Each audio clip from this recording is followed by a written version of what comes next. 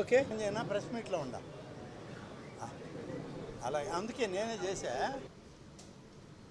ఆ సవాలు విసిరినటువంటి పెద్ద మనిషి నా సహచార మంత్రి కాదు. ఆయనతోటి పక్కన కూర్చునే భాగ్యం నాకు కలగల.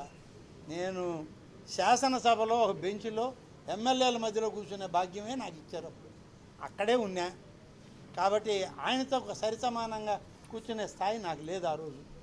ఏదో వెనక ముందు కొంచెం సర్దుకాటి ఆ పక్కన ఏదో ఇది నీ సీట్ అంటే ఆడ కూర్చొని. కాబట్టి మీరందరూ గెలిస్తే నేను ఉంటాను పారిపోతాను అన్న ఆయన ఇవాళ ఆయన ఏం చెప్తాడనేది ఆయన చెప్పాలి.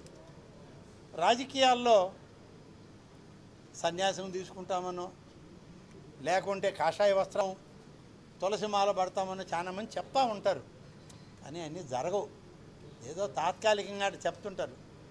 కానీ రాజకీయాల్లో ఉన్నటువంటి వాళ్ళం మేము ఏదన్నా చెప్తే మళ్ళా ముందు తరంలో ఎప్పుడైనా మేము నిలబడ్డామంటే ఆ రోజు చెప్తే ఈరోజు ఎట్టొచ్చావు మళ్ళా అని అంటే ఎట్ట ఏదో ఒక దాంట్లో దూరాలు కదా. ఖాళీగా ఎట్టుంటే మాకు పొద్దుపోద్దా, మైండ్ బ్లాక్ అయిపోయి పిచ్చోళ్ళం అయిపోతాం. మాకు ఇప్పుడు నా వరకు ఎత్తుకోండి మీరందరూ నాకు తెలిసిన వాళ్ళే, నన్ను ప్రేమించేవాళ్ళే, అభిమానించేవాళ్ళే, మా వివేకానంద దగ్గర నుంచి చూసిన వాళ్ళే. మీ అందరికీ ఏమనిపిస్తుంది, ఏం ఓడిపోయాడు ఇంత వెళ్ళిపోతాడు అనుకుంటారు. 5 ఏళ్ళు ఉండడం పెద్ద కష్టమయ్యా మేము ఓడిపోతే. నేను నిజంగా చెప్తున్నా. 5 ఏళ్ల తర్వాత మళ్ళీ నేను రాజకీయాల్లోకి రాక నాకేమి పని జరగలేదు అనుకోండి, నాకు రాజకీయం తప్ప వేరే వ్యాపారం తెలీదు, వ్యాపకం లేదు. నేనేం చేయాలి చెప్పండి? ఇట్నే ఉన్నాను ఇంట్లో. ఆఖరి మా ఇంట్లో వాళ్ళు కూడా తలుపు బయటకు గొళ్ళెం పెట్టే పరిస్థితి వస్తుంది. పిచ్చోడు బయటకు వస్తే ఏమవుద్దని. ఇప్పుడు ఒకరిద్దరు పిచ్చోళ్ళు అయిపోయి వెళ్ళిపోయారు.